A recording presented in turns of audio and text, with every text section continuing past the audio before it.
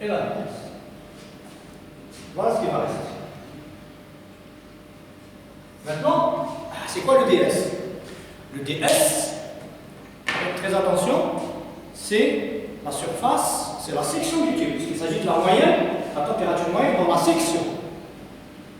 Dans la section, donc le ds, c'est mon travail coordonné cylindrique. Nous sommes forcément coordonnées cylindriques, puisque vous avez R ici. Donc, en coordonnées cylindriques, vous avez R, θ et X, bien R, θ et Z. D'accord? Donc, notre dV, qui est égal à ça, voilà le dV. C'est un morceau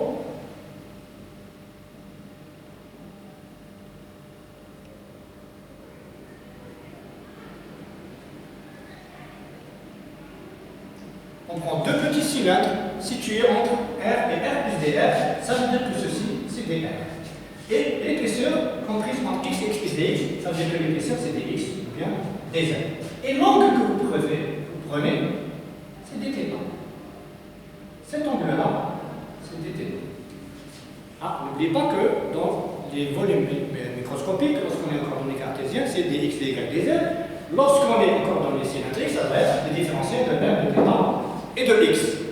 Donc, compris entre θ, θ plus dθ, plutôt θ, θ plus dθ, compris entre R, R plus dr, compris entre X, X plus dx, et là, R, R plus dr.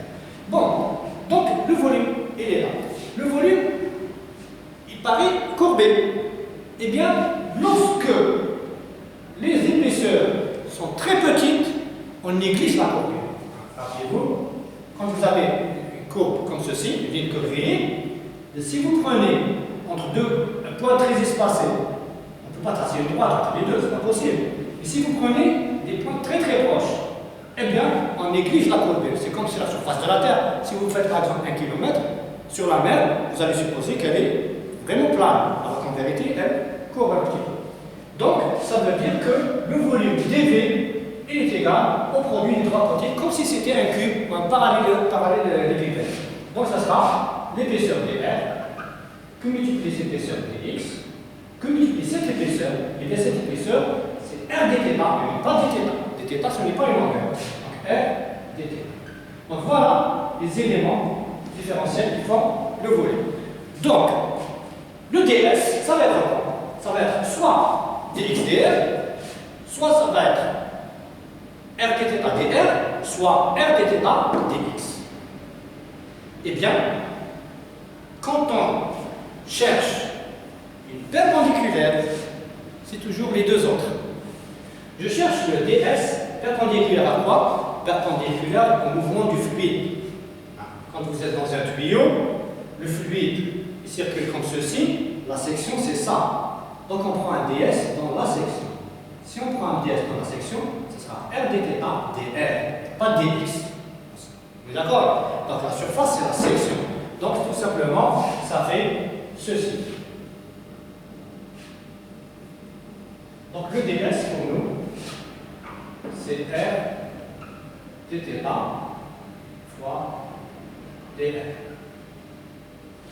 Et comme le problème ne dépend pas de θ, on a une symétrie axiale, sauf qu'on peut intégrer directement le θ de 0 à 2π, donc vous aurez 2πr dr. Et 2πr dr, vous savez ce que c'est? C'est une couronne carrée. C'est la surface qui se trouve entre deux cercles, l'un de rayon R et l'autre de rayon R plus dr. Donc 2πr, c'est le périmètre, multiplié par l'épaisseur, et il y a dr. D'accord? Donc voilà la surface. Donc, puisque le mouvement se fait dans la direction x, donc la section perpendiculaire à x, c'est les deux autres, c'est-à-dire θ et r. Donc on va considérer ds, dr, et là c'est r dθ, parce qu'il ne marche pas tout seul, le dt. Voilà pour cette parenthèse.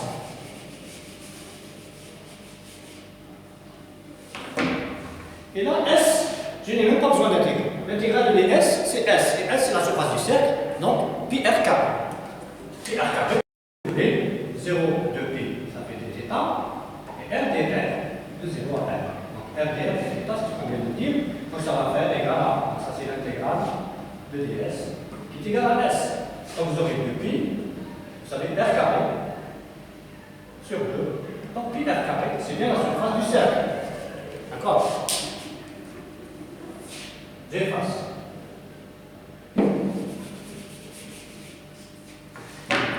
Donc Tm égale 1 sur S, je vais dire pi R carré directement, puisqu'on vient de le voir, intégrale de 0 à 2pi si vous voulez, et là intégrale de 0 à R de T ds. Le T, c'est-à-dire Tp plus C2 1 moins R sur R carré R dθ. Puisque le D, pardon, R dr. Puisque R dθ, il est déjà 2 R dθ. Donc on va avoir Tm égale 2pi sur pi R carré. Et là, on va intégrer et remplacer directement. Quand on remplace par 0, ça va donner 0. Donc on prend que le R. Donc Tp fois R, ça fait TpR. Donc ça fait Tp R carré sur 2. Ça y est, avec Tp fois R. R carré sur 2. Ensuite, C2 fois 1 fois R. Donc plus C2 R carré sur 2. C'est réglé. C2 avec le 1. Maintenant, C2 avec R carré. Donc C2, on a déjà un R carré en bas. Il va rester unique, pardon. Il va rester un R carré que multiplie R, c'est-à-dire R au cube. R au cube, ça fait R carré sur R.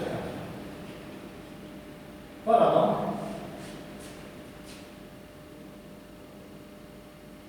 Donc si vous simplifiez ici, R carré. Donc vous aurez qu'une R carré.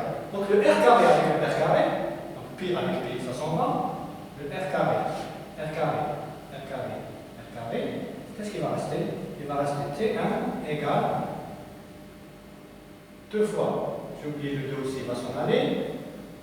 Donc vous aurez Tp plus C2, n'est-ce pas? Parce que 2 avec le 2, ça va s'en aller.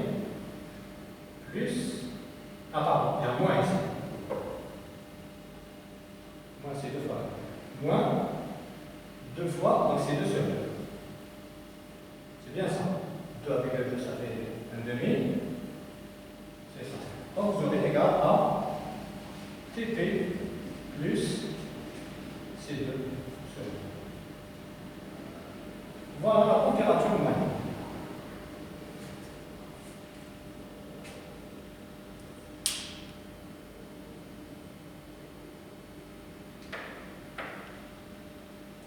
Tp1, c'est bon. C2, 1, c'est bon. Moins.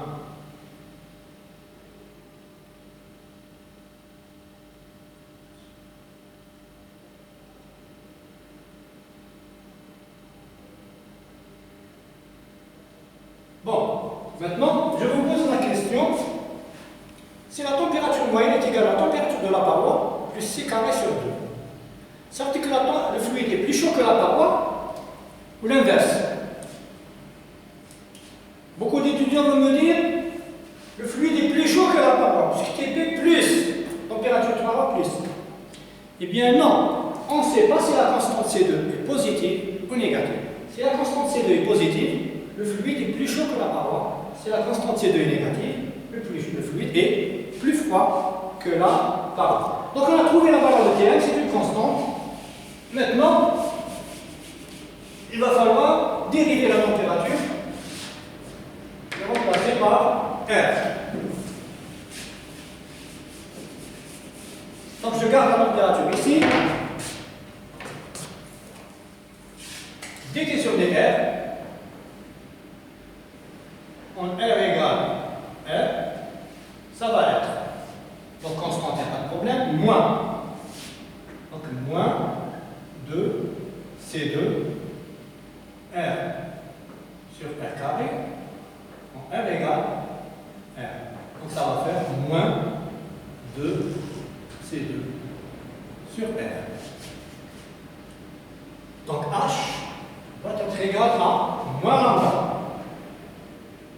que multiplier la dérivée, moins 2C2 sur R. Ça c'est réglé. T1 moins TP. Donc ça va être TP plus C2 sur 2 moins TP. Qu'est-ce qui va rester? Moins avec le moins, ça s'en va. C2 avec C2, ça s'en va. Ça va être 4 lambda sur R. Donc moins avec moins, ça s'en va. C2, plus longtemps, ça fait 4. C2 se simplifie. C'est bien ça. Donc on revient en H. Pardon, qu'est-ce que je raconte? On revient en U7. On demande U7. U7D égale HD sur lambda. Le H, c'est 4 lambda sur R, le diamètre. C'est 2 fois R sur lambda. Et bien on obtient 8. Donc on obtient un nombre de U7 égal à 8. Constant. Donc pour obtenir un nombre de U7 égal à 8, donc il fallait avoir une vitesse uniforme. C'est la vitesse qui pose problème, sinon on ne trouverait pas cette valeur constante toute simple. Voilà, donc pour l'exercice 1. L'exercice 2, est-ce qu'on aura le temps? Je vais voir un petit peu si on a encore du temps.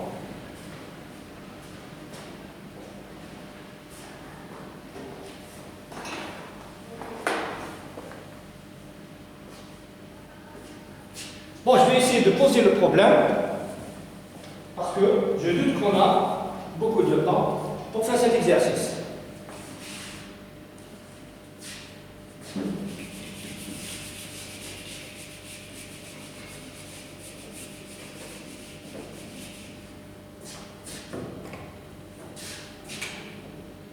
Exercice 2, série 3. Donc dans cet exercice, on a un écoulement de couette entre deux plans parallèles. Entre deux plans parallèles infinis.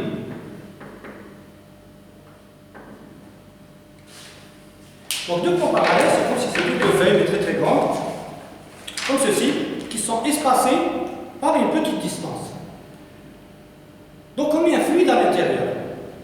Initialement, le fluide ne bouge pas. On le fait bouger comment? En bougeant une des plaques. Donc en bougeant, en entraînant une des plaques avec une vitesse constante, par adhérence, c'est-à-dire le fluide il adhère, il colle à la paroi à cause de la viscosité, et donc le fluide va se mettre en mouvement. Donc si la vitesse est constante, au bout d'un certain temps, on va avoir un régime d'écoulement établi. Vous allez me dire si la plaque va glisser, donc il ne reste pas plus de plaques de ce côté-là. Non, je vous ai dit qu'on a une plaque qui va de moins l'infini à plus l'infini. Et nous, on est au milieu. Donc c'est comme la plaque n'avait pas d'extrémité. Donc il y a un fluide qui circule entre deux plaques parce que l'une des plaques bouge avec une vitesse constante V. Donc voilà. Une première plaque et une deuxième plaque. C'est la première, celle qui se trouve en haut, qui va bouger. Donc elle va bouger avec une vitesse V.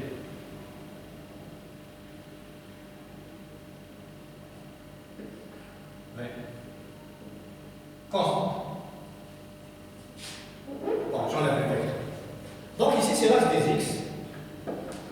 Et on va avoir un axe des Y comme ceci.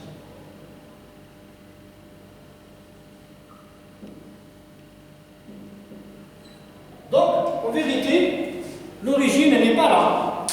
Nous sommes loin de l'origine. Et l'écoulement des couettes, il peut exister entre deux cylindres. Vous avez un petit cylindre un cylindre intérieur et un cylindre extérieur très proche. Donc vous avez un tout petit espace dans lequel on met du fluide. Et on fait bouger le fluide extérieur, le cylindre extérieur. Donc le cylindre extérieur va se mettre à tourner, et bien le fluide va être entraîné par ce mouvement. Donc, comme on sait que, à cause de l'adhérence du fluide à la paroi, donc les couches de fluide qui sont proches, qui sont collées à la paroi inférieure, qui ne bougent pas, ils vont avoir une vitesse 0, donc on va avoir une vitesse égale à 0, en y égale 0, et en y égale supposons que la distance qui nous sépare, c'est L. Donc en y égale à L, on a V égale V.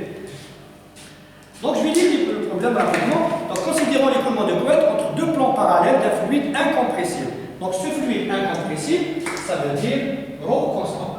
Donc fluide incompressible, ça vous devez le savoir. Ça veut dire que ρ est constant. Et quand on a la constante, ça implique divergence de la vitesse égale 0 sur du fluide. Le mouvement du fluide est provoqué par le déplacement de l'un des plans avec une vitesse constante V, tandis que l'autre reste fixe. Donc, celle-ci bouge, celle-ci fixe. Donc, étant donné que c'est le mouvement de la plaque qui va provoquer le mouvement du fluide, donc le mouvement n'est pas dû à un gradient de pression. Donc, dans cet exercice-là, vous aurez un gradient de pression égal à 0. dp sur dx ou bien dp sur dy, dp sur dz, ce que vous voulez. Donc, d'ailleurs, on ne s'intéresse pas à y, parce que le mouvement du fluide se fait dans la direction x, donc on s'intéresse au gradient. Donc, ce n'est pas la pression qui pousse le fluide à bouger entre les deux plans, mais c'est le mouvement de la plaque. Donc, le gradient de pression dans cet exercice sera nul. La distance qui sépare les deux plans est L. Ce L est petit comparé aux autres dimensions. Que devient, donc première question, que devient l'équation de continuité en régime stationnaire? Donc, question 1, équation de continuité. Équation de continuité en régime stationnaire. Équation de continuité en régime stationnaire.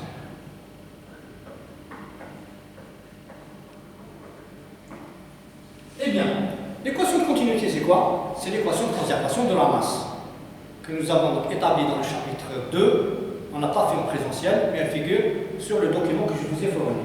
Donc l'équation de continuité, c'est quoi? C'est tout simplement dρ sur dt plus divergence de phi, la densité de flux massif, rappelez-vous, qui est égale à ρ fois la vitesse. ρ fois la vitesse moyenne égale à 0. Donc, régime stationnaire, le premier terme va disparaître. Rho constant. Si le ρ est constant, il sort de la divergence. Divergence, c'est une somme de dérivées. Donc, il peut sortir de la dérivée. Donc, vous aurez ρ divergence de la vitesse égale à 0, qui implique que c'est la divergence de la vitesse qui est égale à 0. Et divergence de la vitesse égale à 0, c'est tout simplement d, soit on appelle Vx, Vy, Vz, soit on appelle UVW. On va appeler Vx plus dVy sur dy plus dVz sur dz. Donc voilà la divergence de V égale à 0. Donc chaque fois que vous avez un fluide incompressible, divergence de la vitesse égale à 0. Et bien entendu, comme notre vitesse, la vitesse du fluide, le fluide se déplace de gauche à droite, donc dans la direction x. Donc on a Vx, mais on n'a pas les autres. Il n'y a pas de mouvement de fluide dans la direction y, il n'y a pas de mouvement de fluide dans la direction z. Donc vous avez uniquement